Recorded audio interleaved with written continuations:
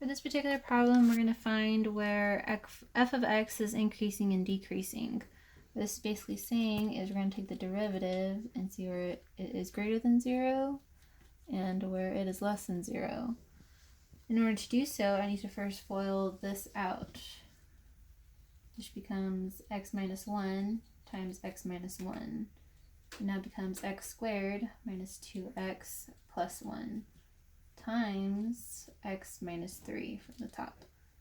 Whenever I distribute this x in, it becomes x cubed minus 2x squared plus x.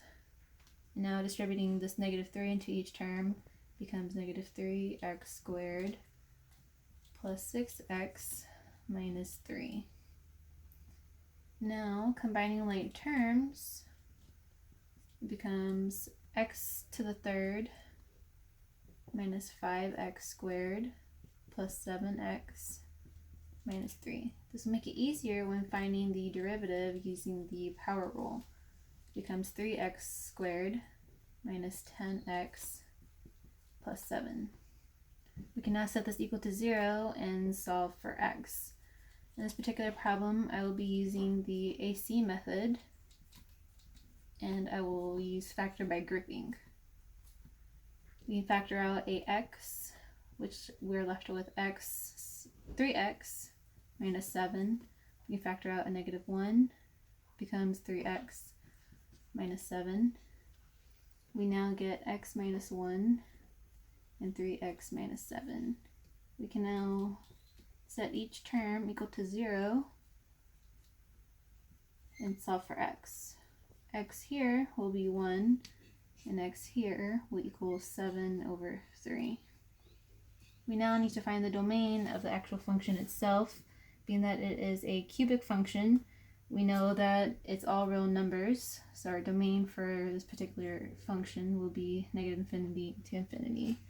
We can now relate the domain with the points that we found, so we can find which intervals are increasing and which intervals are decreasing.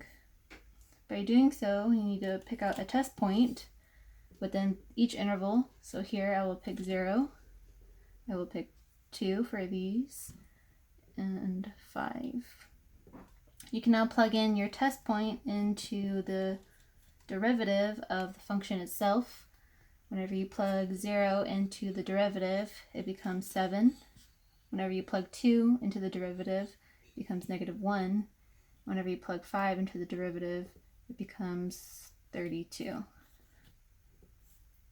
Now we can relate it back to up top, being that the derivative is greater than 0.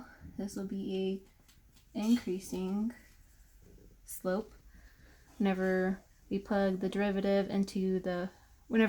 our test point into the derivative, we get negative 1, which is decreasing, being that it is less than 0.